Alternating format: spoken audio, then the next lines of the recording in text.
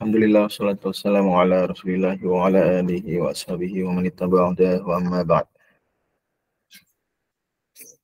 Kita masih bersama pengajian Lubul Usul karya Syekhul Islam Zakaria Al-Ansari yang wafat tahun 926 Hijriah. Mudah-mudahan Allah Subhanahu wa taala selalu merahmati beliau dan para ulama-ulama kaum muslimin lainnya. Oke, Lubul Usul. Terakhir kita sampai pembahasan i'adah ya. I'adah.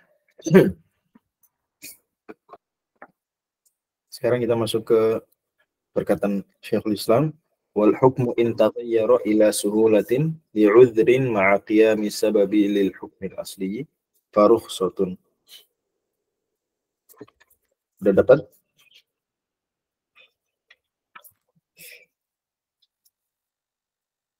Oke, ini ya.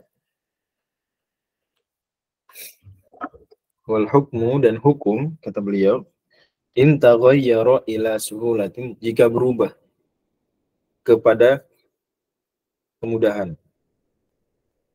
Yani tadinya harus sholat 4 rakaat, kalau jadi 2 lebih mudah nggak? Nah, jadi 4 jadi 2 lebih mudah? Nah, Iya, kalau iya berarti rukhsah. Tadinya harus pakai air, sekarang jadi nggak usah pakai air, nggak harus, nggak apa-apa nggak pakai air, pakai debu aja. Itu lebih mudah nggak? lebih mudah, Ustaz. Nah, berarti yang model-model seperti itu ya. Dan kita tahu Islam banyak hal yang seperti itu dalam Islam, masya Allah. Ya, kata Allah dalam surat Al-Baqarah, dalam surat Al-Maidah ayat 6, ma yuridullahu liyaj'ala 'alaikum min haraju walaki yuridu liyutahhirakum. Allah tidak ingin menyusahkan kalian, Allah ingin mensucikan kalian. Ya. Oke. Li'udhrin, tapi ada uzur. Ingat, ila suhulahnya ada uzur. Bukan karena Allah nasakh. Tadi misalnya perempuan iddahnya berapa lama? Iddah wafat tadinya berapa lama tadinya? 1 tahun, Ustaz. Tahun. Dalilnya apa dalilnya? Nah, apa dalilnya iddah wafat? Walladzina tawaffawna minkum wa yadharuna azwajan wasiyatan ilal hauli ghairu ikhraj. Ya azwajihim mata'an ilal hauli ghairu ikhraj. Surat Al-Baqarah ayat 240. Allah tadinya turunkan ayat begitu. Walladzina yatawaffawna minkum wa yadharuna azwajan wasiyatan li azwajihim mata'an ilal hauli ghairu ikhraj. Syahidnya adalah ilal hauli ghairu ikhraj. Berarti iddahnya setahun. Al-haul, setahun penuh. Kemudian dinasakh dengan ayat 234. Walladzina yatawaffawna minkum wa yadharuna azwajan yatarabbasna bi anfusihinna arba'ata ashhurin wa 'ashra. Dari setahun dinasakh menjadi 4 bulan 10 hari. Ini lebih mudah nggak? Lebih mudah. Dari Lebih setahun, mudah, Ustaz. lebih mudah ya bagi perempuan. Setahun nolak lamaran orang banyak kan repot juga. Atau setahun nggak punya suami kan, setahun jadi iddah nggak boleh nikah dulu kan, agak repot dia. Ternyata Allah kasih keringanan, udah jadi 4 bulan 10 hari, lebih ringan. Tapi apa ini rukhsah? Ini rukhsah bukan? Bukan, Ustaz. Kenapa bukan? Ila suhulatin. Wal hukmu in taghayyara ila suhulatin, kan jadi mudah. Kenapa? Berubah hukumnya. Karena ya bukan karena li'udhrin, tapi linaskhin ya. Karena memang hukumnya berubah. Bukan karena ada udhur. Jadi di sini harus kita camkan baik-baik, nggak semua hukum jadi gampang itu rukhsah. Ya mungkin secara bahasa mungkin bisa lah kita bilang rukhsah. Mungkin Allah merokhosa lin nisa'i al-mutawaffa anhunna azwajuhunna an ya'tadidna masalan arba'at ashrin wa ashra badalan mina al-haulil kamil. Secara bahasa oke lah, tapi secara istilah usul fiqh nggak sah disebut rukhsah. Karena di sini ada kata-kata li'udhrin. Ya, ada kata-kata apa? Li'udhrin. Ini sebab berubah hukum itu karena ada udhur. Ma'qiyami sababilil hukmil asli. Dan hukum asalnya sebetulnya sebabnya sama. Bukan karena hukumnya berbeda. Sama juga. Ya. Ini sholat zuhur jadi 2 rakaat. Apa sebab sholat zuhur wajibnya? Apa sebab wajibnya sholat zuhur? Zawal Ustaz. Zawal. Tergelincir matahari. Kalau lagi safar, sholat zuhur dari 4 jadi 2. Matahari tergelincir nggak? Kelinjar Ustaz. Tergelincir juga. Ya sudah. Tergelincir juga, iya. Matahari tergelincir juga sama. Sabab buat hukum aslinya ada, yaitu kalau dalam kasus sholat zuhur jadi dari 4 jadi 2, matahari sama-sama tergelincir kok. Ma'qiyami sababi ya. Ma'qiyami as-sababi lil hukmil asri. Ada. Ini bukan berarti hukum aslinya nggak ada sebabnya, ada sebabnya. Jadi ini poin-poin penting untuk kita mencamkan apa itu rukhsah. Ya. Mesti ada uzurnya, bukan karena nasakh. Terus sebab hukum aslinya ada. Ya. Maka itu rukhsah. Nah, kemudian rukhsah ini kan banyak contohnya. Ya, yang menariknya adalah dalam Jam'ul Jawami dan juga tentu saja di Lubul Usul Syekhul Islam di Lubul Usul dan Al-Imam Ibnu Subki di Jam'ul Jawami itu berikan contoh-contoh rukhsah berdasarkan hukum taklifi. Jadi rukhsah enggak semuanya satu hukum. Ya. Rukhsah enggak semuanya hukumnya sunnah atau boleh, enggak semuanya. Ada rukhsah yang wajib, wajibatun. Ada yang mandubah dan ini mungkin kita sering bayangkan rukhsah hukumnya sunnah, wa mandubatun, wa mubahatun atau kita bayangkan kebanyakan rukhsah mungkin mubah, wa mubahatun, wa khilaful aula. Oh, ternyata ada juga rukhsah hukumnya apa? Khilaful aula. Beliau sebutin berapa hukum di sini?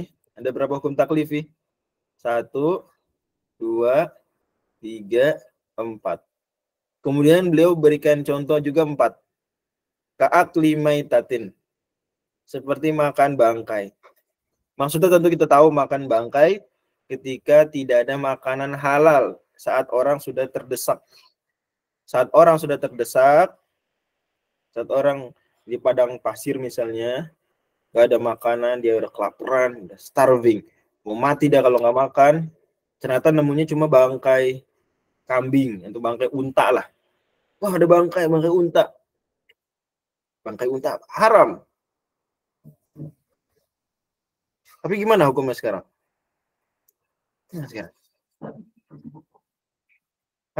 Apa hukumnya sekarang makan daging bangkai unta tuh?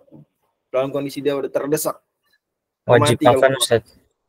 Nah, dia wajib dimakan malah sekarang. Itu rukhsah. Ambil rukhsah. Itu rukhsah, tapi rukhsah yang apa? Wajib.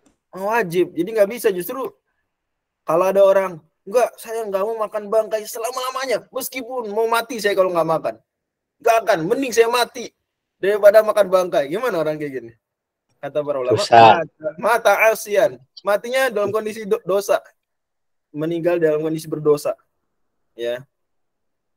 Justru malah dosa meninggalnya. Bukannya meninggal syahid gitu. Oh, orang sangat idealis. Masya Allah. Rela mati daripada makan bangkai. Salah. Salah. Dan dari sini kita paham sekali bahwa Islam tuh bukan agama yang nggak logis ya. Agama yang sangat logis. Sangat-sangat logis, Masya Allah. Jujur saya tahu pelajaran ini waktu SD. Terus saya tambah beriman waktu itu. Mantap banget ya agama. Justru kalau nggak makan dosa. Itu keren banget. Keren banget. Ya, keren. Kalau nggak makan, dosa. Karena kita tahu apa masalahnya dia nggak makan bangkai dibanding dia mati. Kita semua kebayang. Buat apa dia pilih mati untuk nggak makan bangkai? Nonsense. Ya. Maka Masya Allah. Ini hukum wajib. Hukumnya justru wajib. Dalil bahwa dia rukhsah adalah firman Allah Subhanahu wa taala. Apa? Banyak tuh ayatnya. Saya surat Al-Baqarah misalnya. Famanitur ghairu. Faman yudhur ghairu baghin wala adin fa itsmal. Jadi kata-kata fala itsma alaihi, tidak dosa itu bicara tentang rukhsahnya saja.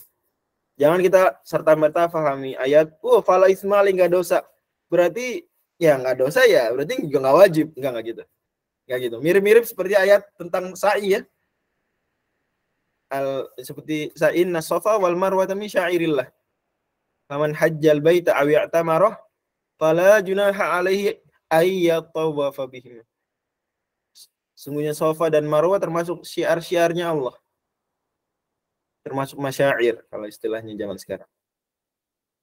Kata Allah, barang siapa haji atau umrah, maka tidak dosa dia sa'i antara Safa dan Marwah. Apa hukumnya sa'i antara Safa dan Marwah? Enggak dosa dia kalau sa'i. Apa hukumnya? Rukun, Ustaz. Ya rukun, wajib ya berarti kan, karena rukun berarti wajib. Ya, malah di atas kadar wajib, dia wajib yang kalau ditinggalkan enggak sah. Tapi Allah bahasakan dengan tidak dosa. Dari sini kita sadar bahwa satu dalil tuh nggak cukup kita langsung ngambil hukum. Mesti kita padukan dengan hadis, dengan ayat lain, sehingga dapat. Dan cara sederhananya hari ini adalah ketika baca ayat, ketika baca hadis, apa cara sederhananya? Biar nggak salah paham. Apa cara sederhananya? Lihat penjelasan ulama. Betul sekali. Jadi ketika baca ayat, cari tafsir. Baca hadis, baca buku syarah hadis. Jangan tergesa-gesa. Wah, ini dia hadisnya. Enggak. Siapa kita? Ya, belum lengkap perbendaharaan kita. Jangan kita cuma lihat ayat la isma, nggak dosa, berarti juga nggak wajib. Oh, nggak dosa, nggak gitu. Ya. Oke. Wa qasrin bi syartihi. Saya nggak tahu kenapa di sini nggak ditanwin. Mestinya ditanwin ya. Wa qasrin bi syartihi. Dan qasar dengan syaratnya. Ini contoh kedua. Dan ini dia sinkron. Satu juga. Dua. Berarti qasar itu qasar salat ya. Itu rukhsah. Hukumnya apa hukumnya? Mandub, sunnah. Ya, jadi tentu menurut mazhab Syafi'i kita bicaranya ya. Kalau menurut mazhab Hanafi, qasar hukumnya apa? Menurut mazhab Hanafi wajib, Ustaz. wajib menurut mereka. Justru itu jadi alasan diantaranya mengapa qasar itu sunnah menurut mazhab Syafi'i, rukhsah yang sunnah, karena agar kita keluar dari perbedaan pendapat, agar kita ngambil titik aman. Menurut mazhab Syafi'i dan mayoritas ulama, mengqasar sholat saat safar itu nggak wajib. Tapi kalau menurut mazhab Hanafi wajib, kan ngeri-ngeri juga kita. Jangan-jangan kalau kita nggak qasar, misalnya contohnya, ini logika orang awam lah. Dan yang benar pendapat mazhab Hanafi. Tentu kalau mujtahid nggak begitu, nggak perlu khawatir. Cuma setidaknya ada unsur kita berhati-hati bagaimanapun, nggak boleh arogan. Pokoknya pemahaman saya yang benar dah. Salah itu sah saja.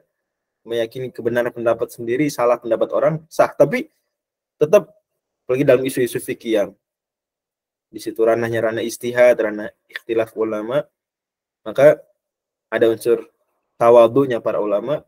Keluarlah kaidah al-khuruju, apa bunyinya? Kaidah keluar dari perselisihan ulama. Al-khuruju Minal khilaf. khilafi mustahabun. Al-khuruju minal khilafi mustahabun. Bisyartihi, dengan syaratnya, tentu syaratnya ya kalau sudah 3 marhalah ya, kalau sudah 3 marhalah. Dan rincian-rincian ada. Wasalamin, dan salam. Salam berarti contoh ketiga. Rukhsah salam. Salam dulu apa ini? Tentu ini kita sedang pelajaran usul fiqh, jadi asumsi saya semua sudah ngerti. Ya, asumsi saya, apalagi ini lugul usul, bukan lagi al-waraqat. Asumsi saya sudah ngerti berarti. Tapi saya sengaja nanya ini untuk recall saja. Salam itu gimana salam?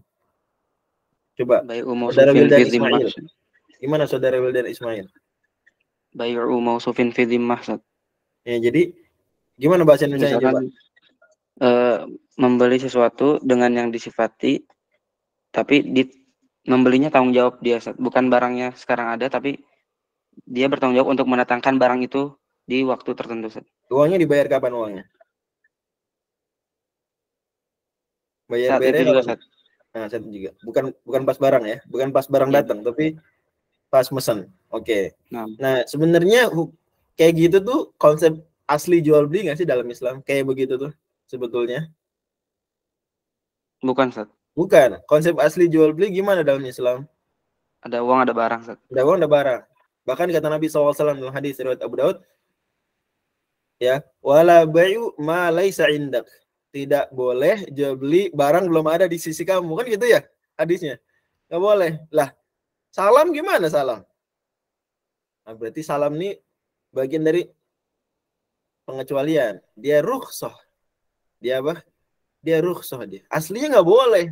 Cuma rukhsah. Makanya hadis-hadis tentang salam kalau kita lihat itu nampak di situ unsur rukhsah. Nabi datang ke Madinah, wahum yuslifun. Sementara orang-orang Madinah apa? Kebiasaannya melakukan salaf alias salam gitu ya. Maka Nabi akhirnya kasih keringanan, ya.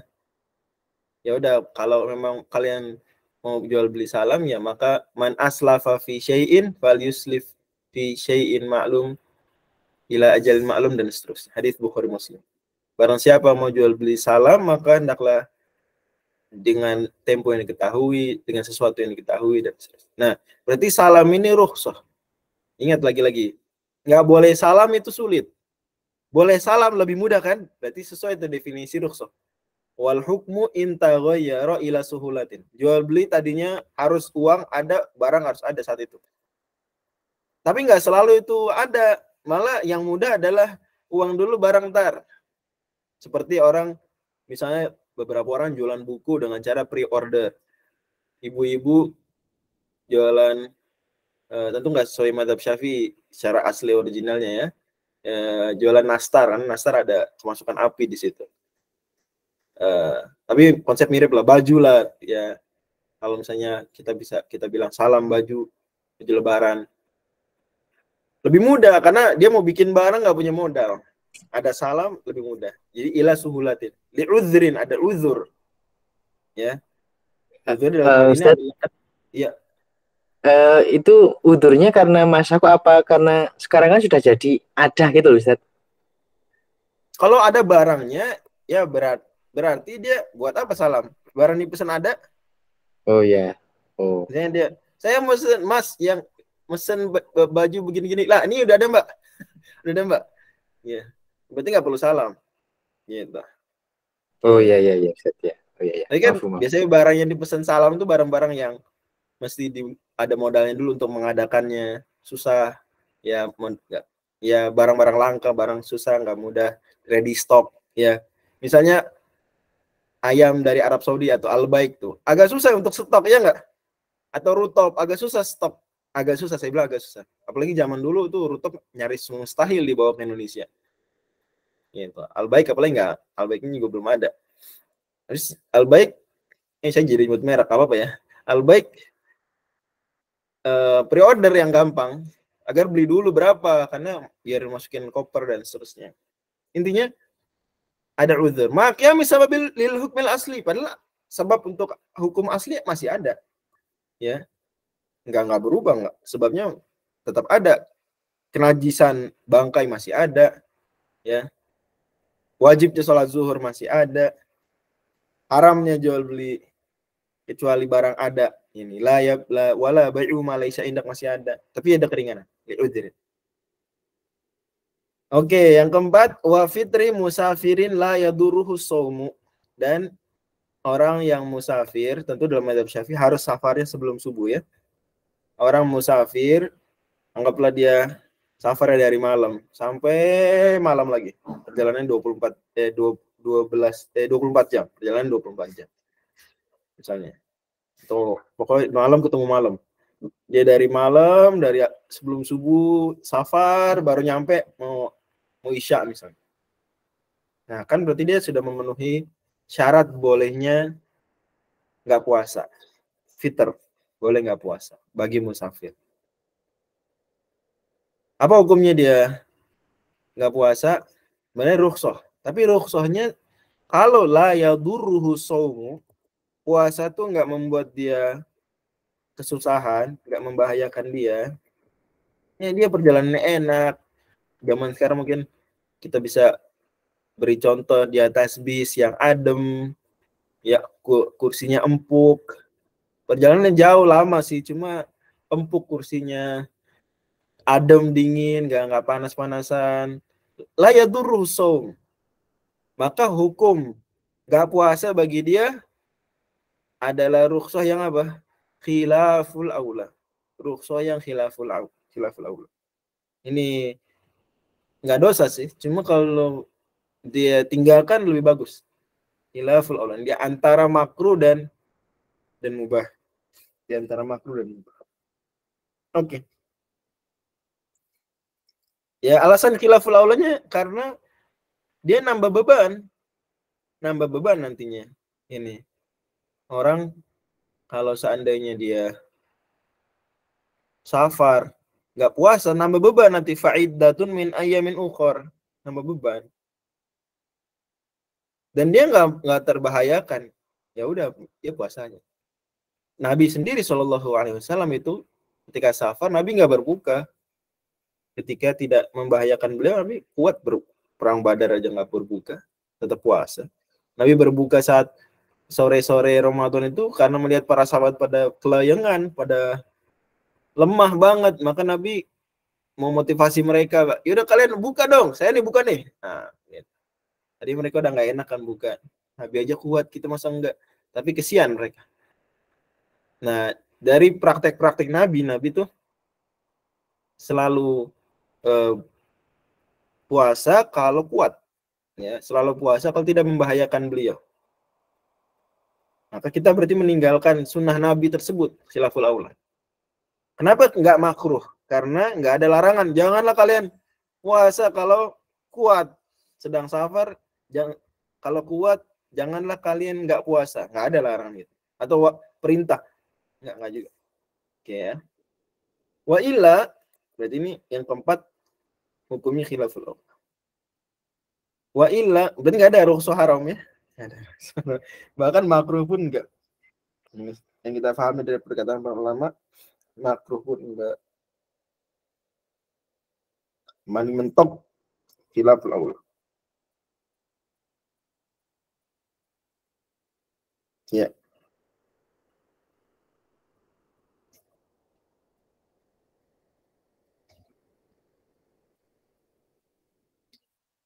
Ya. Oke. Wa illa fa'azimatun, kalau enggak, ini kalau enggak terpenuhi syarat-syarat intaghayyar ila suhulatin li'udhrin fa'azimatun, maka azimah. Azimah ini lawan dari rukhsah. Kalau rukhsah itu keringanan. Bisa wajib, mandub, mubah, khilaful aula. Kalau azimah ya enggak berubah hukumnya. Tetap harus begitu. Harus begitu. Contohnya tadi misalnya iddah perempuan yang ditinggal meninggal suaminya. Dari setahun jadi 4 bulan 10 hari. Itu berubah ila, itu hukumnya berubah. Taghayyara. Menjadi lebih mudah ila suhulatin. Tapi enggak li'udhrin. Ya, enggak li'udhrin. Maka kita enggak bisa bilang itu rukhsah. Ya, secara usul fiqh. Dari setahun jadi 4 bulan 10 hari itu rukhsah. Yang sehingga kemudian ya nggak apa-apa lah saya iddahnya setahun. Itu kan rukhsah aja 4 bulan 10 hari. Saya maunya setahun. Enggak bisa. Hukumnya memang udah jadi 4 bulan 10 hari. Udah jadi begitu. Nggak bisa. Saya pilih 1 tahun aja. Enggak. Memang harus 4 bulan 10 hari. Jelas ya? Itu maksudnya azimah. Oke.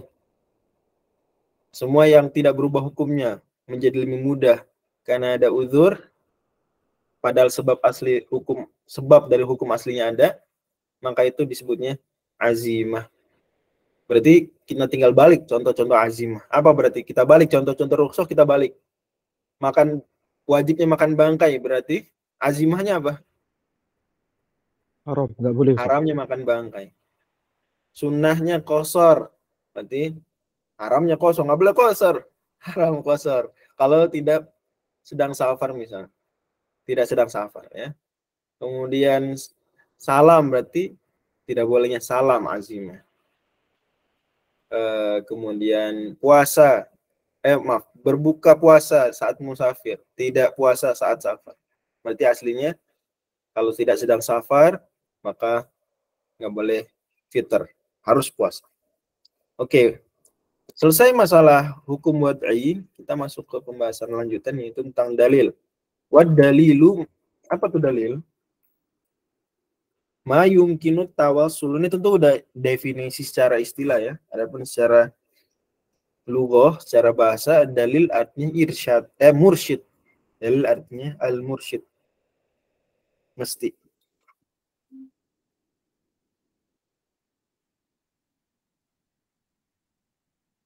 Ya. Kata Syekhul Islam dalam syarah beliau, wad dalilu lughatan al-mursyid. Penunjuk, al-mursyid artinya penunjuk. Dalil berarti petunjuk, boleh kita terjemahkan begitu. Dalil. Hanya buku mahasiswa kalau di kampus-kampus setidaknya di Timur Tengah lah. Ya. Ad-dalilul akademi gitu ya. Ad-dalil akademi, petunjuk mahasiswa. Dalil. Juga kalau kita beli HP misalnya, atau beli alat-alat elektronik di negara-negara Timur Tengah, kita dapat buku petunjuk penggunaan. Judulnya apa? Dalil ya, judulnya dalil, ada dalilnya. Dalil petunjuk. Tapi kalau dalil secara syar'i, istilahnya itu didefinisikan mayumkinu at-tawassulu, yang memungkinkan, sesuatu yang memungkinkan. Bisahihin nadhari fihi, dengan berpikir yang benar, menggunakan pola pikir yang benar terhadapnya, itu kita sampai at-tawassulu ila, sampai ke matlubin khobari, pada sesuatu yang kita tuju, kita cari-cari, berupa dia khobar. Ini teksnya insya. Teksnya insya. Ya enggak? Misalnya perintah, dirikanlah sholat. Wa aqimus sholat. Dan dirikanlah sholat. Dirikan sholat itu insya'i apa khobari? Dirikanlah sholat. Insya'i. Insya'i ya. Insya'i. Ini coba kita review lagi pelajaran balaghah. Ingat, jangan lupa. Balaghah itu bisa dibilang sepertiganya usul fiqh. Ya. Balaghah tentu balaghah dengan makna yang luas. Termasuk pembahasan-pembahasan kebalaghahan dalam nahwu dan sharf kan. Sharf dan nahwu mengandung sebagian pembahasan balaghah. Ya, nggak bisa dipungkiri karena balaghah, sharf, nahwu tadinya satu ilmu. Ya. Satu ilmu tadinya. Makanya buku Alkitabnya Sibawayh yang wafat tahun 180 Hijriah itu isinya ada banyak pembahasan balaghah. Padahal buku yang kita kenal sebagai buku nahwu itu. Tapi di dalamnya ada pembahasan sharf dan ada pembahasan balaghah. Nah, sharf, nahwu, balaghah tentu saja kita bisa bilang al-ulum al-arabiyyah atau ulumul lughah itu sepertiganya usul fiqh. Yang kita sudah pernah singgung di majelis lain bahwasanya usul fiqh itu 3, yaitu akidah, fiqh, dan bahasa Arab. Akidah, fiqh, dan maka jangan pernah lalaikan pembelajaran bahasa Arab, jangan diremehkan. Malahan kalau mau jadi mujtahid, kata Syekhul Islam dalam Lubul Usul, syaratnya harus dzud darajatil wusta, arabiyatan, harus level menengah dalam ilmu bahasa Arab. Mesti level menengah. Kalau cuma ajurumnya enggak mempan. Menengah. Oke, jadi intinya kalau kita recall lagi pembahasan balaghah, kita akan tahu bahwasanya kalam itu dibagi 2, salah satu pembagiannya, yaitu insya dan khobar. Ya, khobar itu yang bagaimana?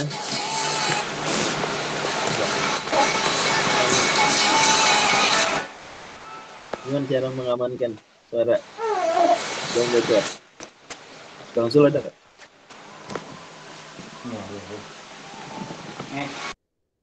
Oke, terima kasih banyak saudara Nafis.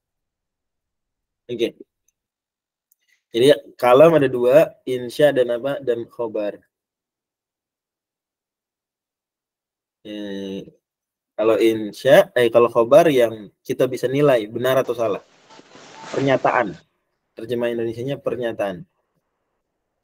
Budi pergi ke pasar, Andi tidak pergi kajian, itu ya. Atau Budi lulus, Andi tidak diterima, itu khobar. Bisa kita percaya, bisa enggak. Ini bisa benar, bisa salah. Pernyataan. Kalau insya, bukan pernyataan, non pernyataan.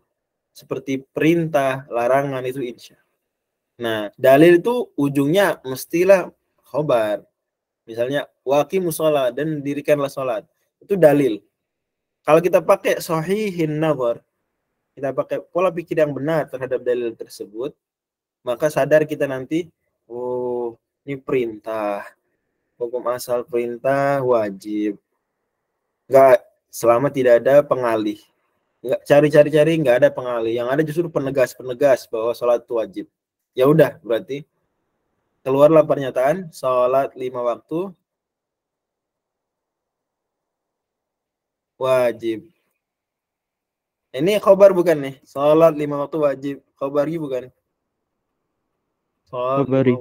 Khobar. Jadi dari insya jadi khobar. Pokoknya dalil apapun, dalil nggak selalu insya juga. Dalil bisa juga bentuknya khobar, bisa juga. Ya, walaupun khobar yang bermakna insya sih. Ya, khobarnya bermakna insya. Tapi hasil dari dalilnya nanti adalah khobar. Bukan insya lagi.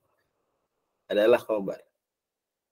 Wal ilmu indana aqibahu muktasabun fil asah. Kata Syekhul Islam. Dan pengetahuan yang kita dapatkan setelah kita melakukan nazar yang sahih terhadap dalil, itu muktasab. Nah, ini kita jadi ingat-ingat di Waraqat ya. Ilmu ada yang apa dibaginya? Kalau dengar kata muktasab di Waraqat, apa kata beliau? Kata Imamul Haramain. Berarti thariquha al-ijtihad. Ma yahtaju ila nadharin wastidlal. Wastidlal. Muktasab itu adalah ilmu yang kita peroleh setelah sudah berpikir. Nazar wastidlal. Tentu kita tahu syurah para pensyarah Waraqat ada yang membedakan antara nazar dan istidlal. Ada yang menganggapnya sama. Nazar dan istidlal. Ya, kita anggap aja sama dulu ya. Kalau dibedakan bisa juga, tapi anggapnya sama. Karena pada akhirnya Syekhul Islam di sini sudah pakai dalil, kemudian pakai nazar. Jadi ilmu yang kita peroleh setelah kita lihat dalil, kemudian kita pakai nazar yang benar terhadapnya, itu ilmu yang muktasab. Tentu muktasab. Tentu kita jadi engah di sini karena kata beliau fil asah, berarti ada yang bilang enggak muktasab itu. Ya. Jadi ilmu yang otomatis langsung terpahami berarti bukan lagi muktasab. Enggak, kita bilang muktasab. Orang jelas-jelas kita pakai nazar, jelas-jelas kita pakai dalil. Oke. Jadi nggak bisa dibilang ittirori, nggak bisa. Itu iktisabi. Nah, bisa dibilang ittirori. Oh, otomatis kalau dalil enggak. Orang kita masih mikir kok. Asal masih mikir, masih pakai dalil, itu muktasab. Lanjut, wal haddu. Kemudian Apa Ustaz? Tanya Ustaz. Iya, silakan boleh, Saudara Wildan. Akibahu dhamir hu di situ balik kemana Ustaz? Kalau di Ghayatul Usul itu akibat an-nadhari sahih atau akibat sahihin nadhar. Ya, ini setelah berpikir yang benar terhadap dalil. Gitu. Jelas ya? Jelas Ustaz. Oke, wal ilmu indana aqibahu ay aqiba an-nadhari sahih atau aqiba sahihin nadhar fid dalil. Aqiba sahihin nadhar fid dalil. Oke.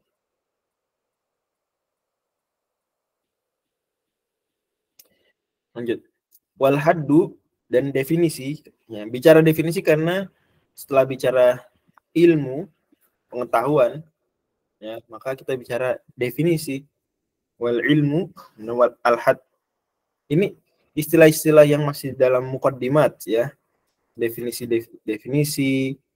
dari definisi dari ilmu atau konsep dalil atau konsep hukum taklifi, hukum wati. Ini semua masih dalam taraf muqaddimat. Jadi beliau akan sebutkan hal-hal yang kira-kira nanti akan berulang. Wal haddu Definisi ma yumayyizu syai'a an ghairihi. Sesuatu yang membedakan. Apa yang membedakan sesuatu dari selainnya? Apa yang membedakan sesuatu dari selainnya? Ke definisi dari definisi. Nah, menarik ya. Definisi. Apa definisinya itu definisi? Definisinya definisi. Ma yumayyizu syai'a an ghairihi. Wa yuqalu, dikatakan juga. Tapi ini sebenarnya lebih ke sifat sih. Al-jami'ul mani'u. Sesuatu yang mengumpulkan yang masuk. Al-mani'u yang mencegah yang nggak masuk. Kalau kita pakai ilmu mantik yang paling sederhana, misalnya definisi dari manusia apa definisinya? Al-insanu apa definisi? Hayawan natik. Apa artinya hayawan natik? Hewan berbicara sih. Makhluk hidup yang berpikir. Nah, Makhluk berpikir ya, hidup yang bukan berpikir. bicara ya, tapi berpikir. Tolong nih, saya sengaja nanya supaya pada ngeh. Karena ternyata banyak juga orang yang menerjemahkan hayawan natik itu hewan yang bicara. Enggak bicara, tapi Dia natik. kontra akhirnya. Gimana? Gimana saudara Agung? Lanjut. Gimana saudara Agung? Iya. Jadi Ada yang enggak apa-apa yang apa ya a priori dengan ilmu seperti itu, karena salah satunya menerjemahkannya natik itu oh iya benar berbicara gitu sekali. Ustaz. Iya. Iya. Apa faedahnya makhluk manusia yang hewan yang berbicara? Ya benar sekali. Ya, yang benar hewan yang berpikir terjemahnya ya. Hewan yang berpikir. Hayawanun natik. Oke.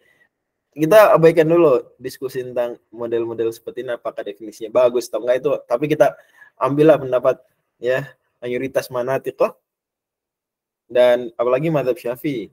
Mazhab Syafi'i membolehkan belajar mantik. Mazhab Syafi'i hukum belajar mantik boleh ya. Sebagaimana dijelaskan oleh Al-Imam Ibnu Hajar Al-Haytami. Al-Imam Ibnu Hajar Al-Haytami dalam fatwa beliau itu boleh menurut mazhab Syafi'i belajar mantik. Ya. Hayawan natik berarti di sini definisi dari manusia adalah hewan yang berpikir. Harus al-jami'ul mani, harus mengumpulkan yang masuk, mengeluarkan yang enggak masuk. Dengan kata hayawanun berarti yang masuk apa di situ? Ya yang makhluk hidup. Yang enggak masuk berarti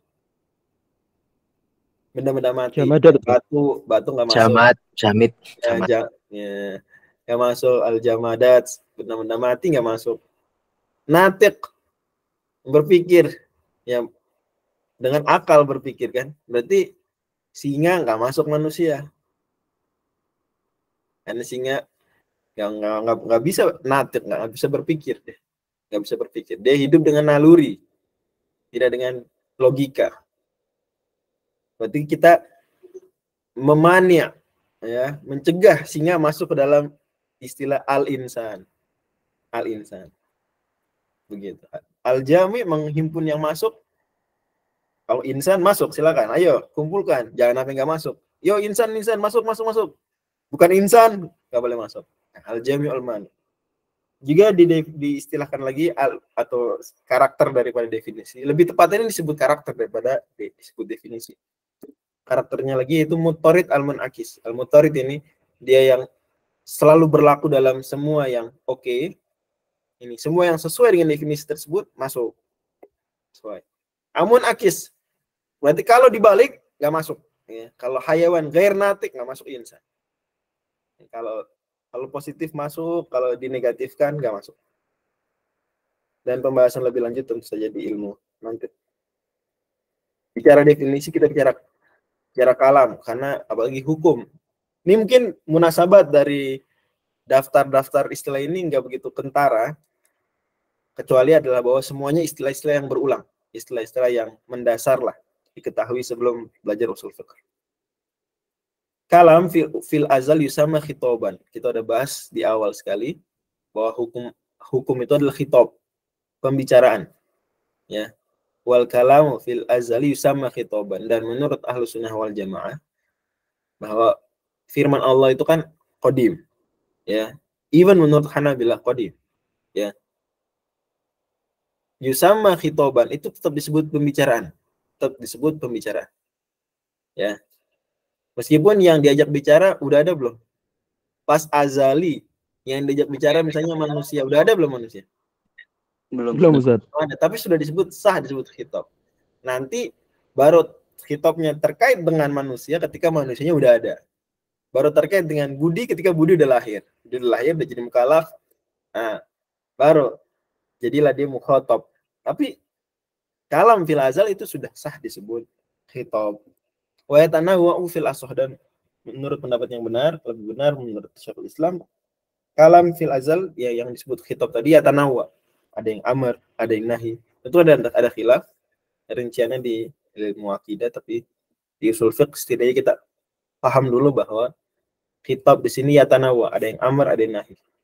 Dan nanti taujihnya adalah kalau pakai konsep kalamnya, konsep akidahnya yang dianut oleh Syekhul Islam, bahwa yang dibahas dalam usul fiqh itu adalah kalam lisani, bukan kalam nafsani.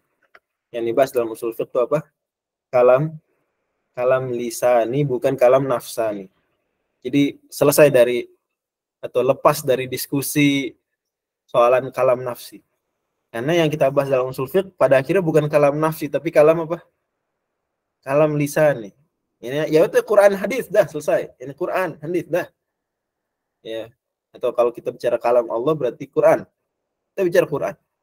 Kita nggak bicara kalam sebagai sifat yang menurut ya mazhab yang dianut oleh Syekhul Islam Zakaria Al-Ansari dan banyak ulama Ahlus Sunnah wal Jamaah lainnya, itu ada unsur ada yang disebut dengan al-kalam an-nafsani. Di mana al-kalam an-nafsani la yatanawwa gitu. Tidak beragam. Ya, bagaimana ada sesuatu yang makna yang nafsani ya. Kan gimana mau ada amar ada nahi? Gimana? Makanya muncullah pembahasan apakah amar ada sighahnya. Itu semua karena konsepnya konsep kalam nafsani. Kita tidak bicara konsep kalam nafsani bagaimananya, tapi ketika sudah masuk usul fiqh, maka yang dibahas bukan al-kalam an-nafsani, yang dibahas adalah al-kalam al-lisani. Maka selesai pembahasan. Al-kalam lisani ya tanawwa. Ada amr, ada nahi. Selesai. Wan nadharu, kemudian nazar, tadi kan bahas nazar di awal. Fikrun yuaddi ila ilmin aw i'tiqadin aw dhannin. Itu pemikiran yang memberikan konsekuensi, menghasilkan ilm atau i'tiqad, pengetahuan. Ini levelnya berarti 100%. Atau ilm ini juga bisa dimaknai lebih umum daripada itu. Mencakup dhon yang tidak sampai 100%, tapi juga mencakup yang 100%. I'tiqad, kalau i'tiqad mestilah 100%. Au dhon atau dugaan atau dhon.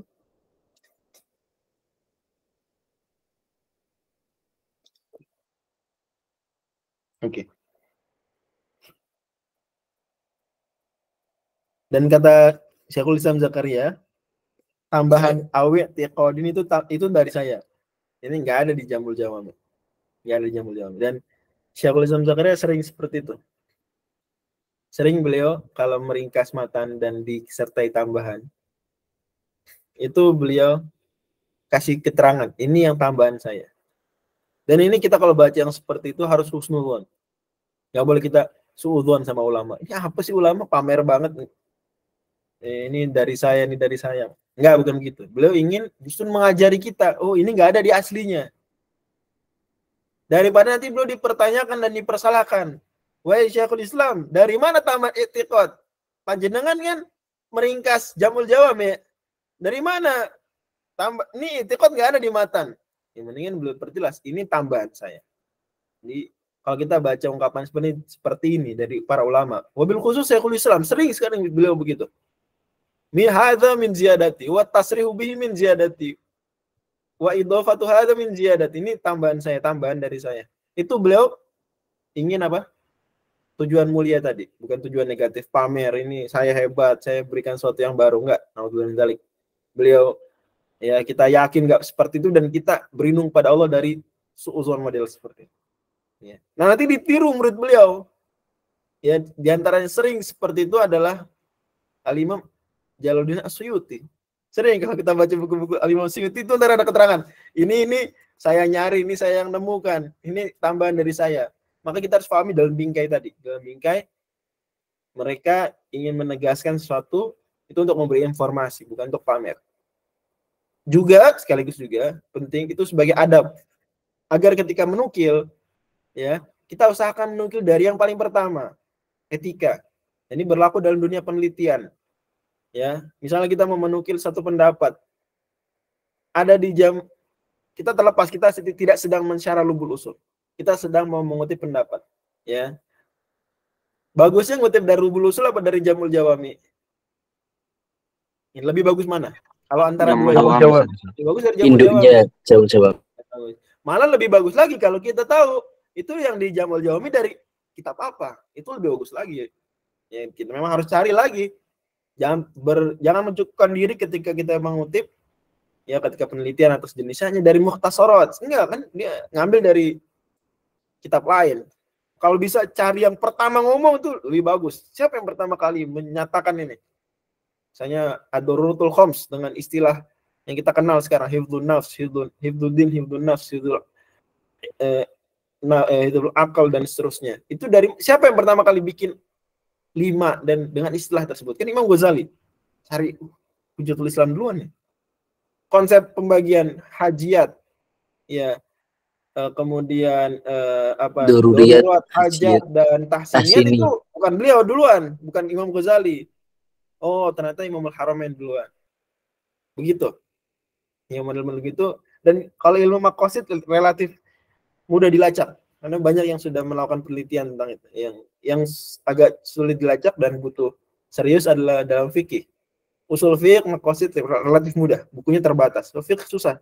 Siapa yang pertama kali memakai hadis ini untuk dalil ini? Itu menarik. Ya.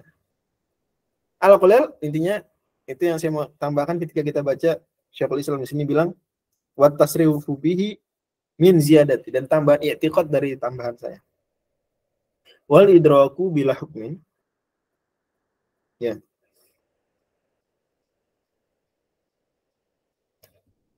Dan idrak, memahami sesuatu tapi tanpa memberikan hukum. Nah, lagi ini ilmu mantiknya. Ya. Dan usul fiqh nggak bisa dilepasin dari mantik karena usul fiqh mengandung akidah. Dan pembahasan akidah sudah dari awal sekali memang tidak bisa lepas dari mantik, karena dalil dalam akidah tidak cuma dalil nakli, tapi juga dalil akli. Ini mau nggak mau akan menggunakan mantik.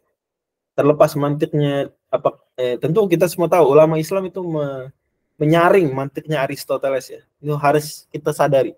Mantiknya kaum muslimin, mantiknya yang ditulis oleh ulama-ulama Islam, apalagi ulama-ulama yang ahlu sunnah wal jamaah, itu mereka sudah menyaring hingga berbeda dalam beberapa rinciannya daripada mantiknya Aristoteles. Idrok tanpa memberikan hukum, kita sekedar paham saja tanpa memberikan hukum, maka itu disebut tasawur. Kalau dikasih hukum, maka itu tasawur yang ditambah tasdik. Yang tasdik inilah disebut hukum. Contoh, apa kita agak masuk ke ilmu mantik sedikit karena memang dibahas di sini. Misalnya kita mau tahu api itu panas, an-naru, itu jangan ini boleh deh kalau an-naru haratun. Nah, ini kan udah hukum, api panas,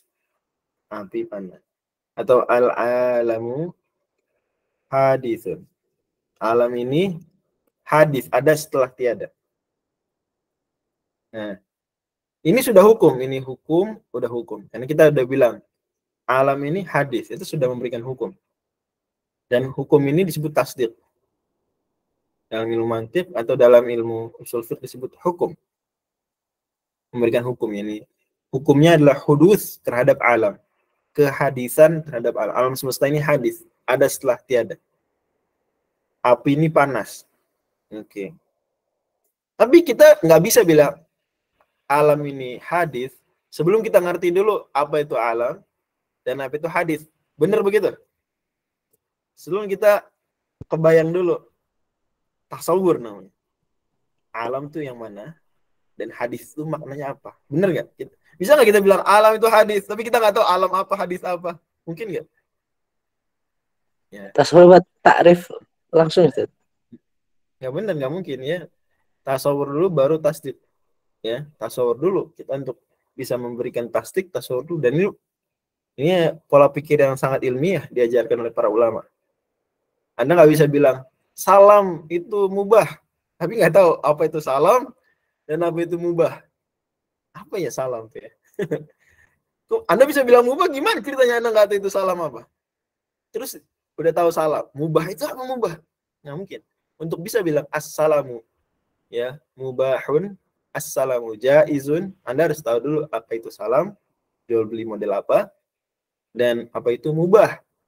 Jangan Anda mubah nggak tahu maksudnya mubah. Nah, untuk tahu mengetahui apa itu salam dan mengetahui apa itu mubah disebutnya apa? Tasawur. Karena kita ketika tahu salam adalah kita ngasih hukum nggak ke salam. Salam tuh gini deh, jual beli yang bai'u mausufin fi dhimmah. Kita ngasih hukum nggak ke dia? Belum. Enggak. Iya, baru ya salam ya gitu aja. Cuma tasawur aja. Kita ketika jelasin iya, abstraksi.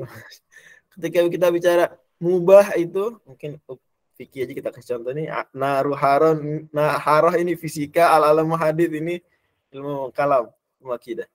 Kita pakai istilah fikih aja karena usul fiqh, assalamu mubah. Mubah itu adalah yang kalau dikerjakan nggak dikerjakan sama aja, nggak berdosa, nggak berpahala. Nah, itu kan tasawur. Udah ngasih hukum belum? Mubah itu adalah apa? Hukumnya apa? Benar atau salah? Nah, kita nggak kasih. Cuma membayangkan. Nah, untuk bisa sampai pada tasdik seperti ini, salah mubah, kita harus tasawur dulu. Membayangkan. Nah, itu disebut idrok tanpa hukum, disebut tasawur. Memahami tanpa memberikan hukum. Nah, kalau idrok kita, atau tasawur kita itu sudah tegas, di mana nggak mungkin berubah lagi, maka disebut ilm. Wajazimuhu illam yaqbal taghayyuran. Di sini kata Syekhul Islam, di sini wajazimuhu, walaupun sebenarnya bisa masuk juga ke idrak, tapi beliau bilang ini ke hukum. Ya. Wajazimu ay al-hukmi. Hukum kita salam mubah, kalau kita tegas nggak berubah lagi, lam yaqbal taghayyuran fa ilmun, maka itu disebut ilm. Wa illa fa'tiqadun sahihun. Kalau enggak, ini berarti kalau masih nerima perubahan, in qabilat taghayyur, ya, fa'tiqadun sahih, maka itu enggak disebut ilm. Berarti di sini kita dapatlah apa bedanya ilm dengan i'tiqad. Yang dimaksud oleh Syekhul Islam adalah kalau ilm itu dia udah enggak berubah lagi. Kalau i'tiqad berubah, masih bisa berubah. Ya. Ilm itu apa? Udah lam yaqbal taghayyur. Ya, lam yaqbal taghayyur. Tapi kalau masih bisa berubah, wa illa kebalikan dari lam yaqbal berarti wa in qabila taghayyur fa'tiqadun, maka itu i'tiqad. Kalau sesuai dengan kenyataan maka i'tiqad sahih. Sahihun in tabaqa. Kalau enggak sesuai kenyataan, wa illa fa fasidun, maka itu fasid. Maka itu fasid. Makanya kita disuruh oleh Allah Subhanahu wa taala agar terkait dengan akidah itu ilm. Fa'lam annahu la ilaha illallah. Ilmuilah. Jadi jangan sampai kita lagi berubah lagi.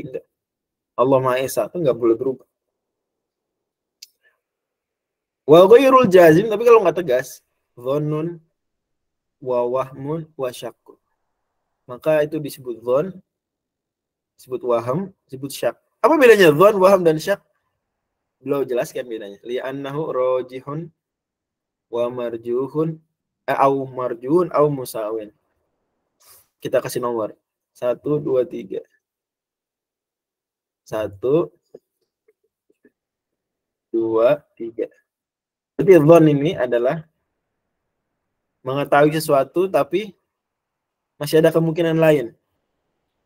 Dan kemungkinan yang kita yakini itu rajih, unggul. Umpama kita yakin 70%. Berarti ini dhon, waham atau syak?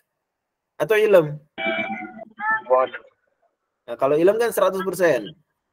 I'tiqad juga 100%. Cuma bedanya bisa berubah atau nggak berubah aja.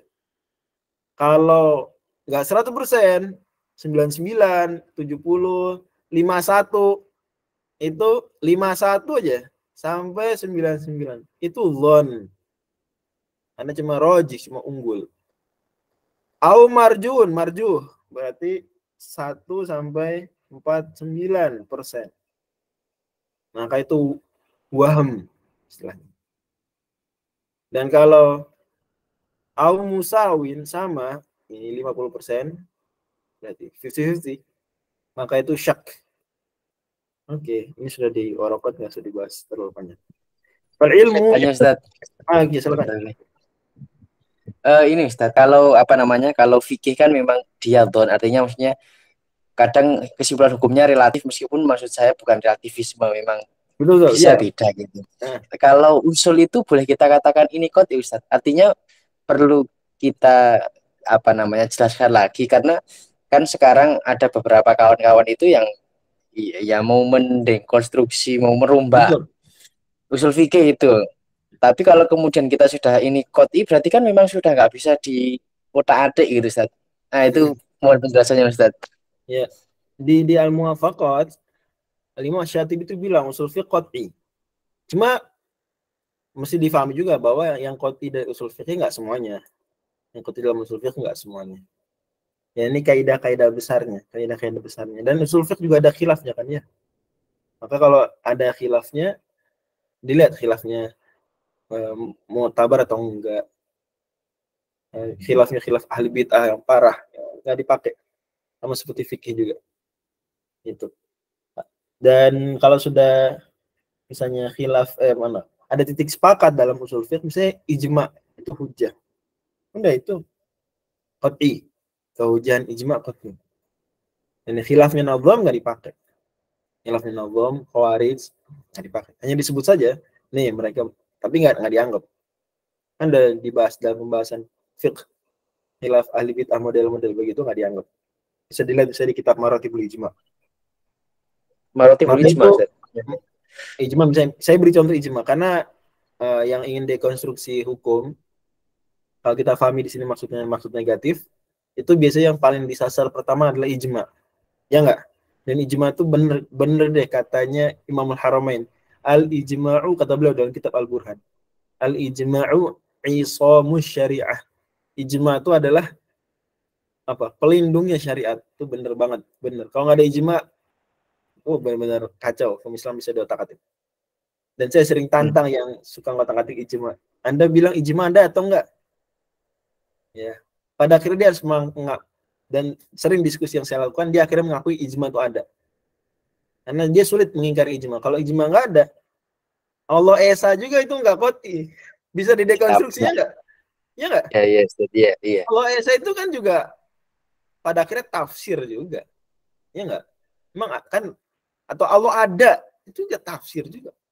Bisa aja ada orang kemudian bawakan ayat yang sama, qul huwallahu ahad, maksudnya adalah Trinitas, mungkin saja tafsiran liar tentu ya, nggak benar tafsir. Cuma terbuka kemungkinan tersebut, ya difahami secara salah, terbuka. Kalau akhirnya pendapat dia kita perhitungkan, jadilah umat Islam khilaf Allah Esa atau enggak, gawat. Ya pada akhirnya ternyata orang-orang yang suka ngotak-atik ijma, kalau kita tanya ijma ada tahu enggak? Akui ijma ada. Cuma kemudian dia bilang, tapi ini menurut saya nggak ijma. Kalau gitu berarti jangan dipermasalahkan ijmanya, dipermasalahkan saja kasus ini ijma atau bukan. Kalau sudah terbukti ijma, Anda harus terima juga bahwa itu ijma. Nah, ini ijma itu qat'i ya. Tapi beberapa rincian kasus ijma, nah itu yang nggak qat'i. Misalnya ijma sukuti nggak qat'i. Ya kan, benar ya? Ijma sukuti nggak qat'i. Iya. Ijma non sahabat nggak qat'i. Seperti itu. Tapi ketika kita katakan nggak qat'i bukan berarti kemudian boleh dilanggar, nggak juga kan, nggak semua aturan dalam Islam qat'i. Tapi kita kalau sedang bicara apa usul fikih qat'i, kita bilang yang disepakati qat'i, yang nggak disepakati berarti nggak qat'i. Tapi kezonian usul fiqh nggak sezoni fiqh. Kezonian usul fiqh nggak sezoni fiqh. Ya, dia kuat. Makanya perbedaan pendapatnya itu lebih tertib di usul fiqh dibandingkan fiqh. Fiqh tuh ya beda, dan maju dikit beda lagi. Kalau usul fiqh relatif terbatas. lebih terbatas. Ya, Allah misal. Ada furu usulnya gitu Ustaz ya. Ya benar-benar. Furu Ya, usul. sama kayak akidah lah. Akidah itu kok Akidah. enggak? Coba saya tanya, Ya, akidah deh. Koti Ustaz. Koti semua, akidah. Koti. Ini Enggak sih. dalam ilmu akidah, pembahasan dalam Tapi ilmu ada akidah. furunya. Ya, pembahasan dalam ilmu akidah. Yaitu enggak semuanya koti, ada yang dzonni.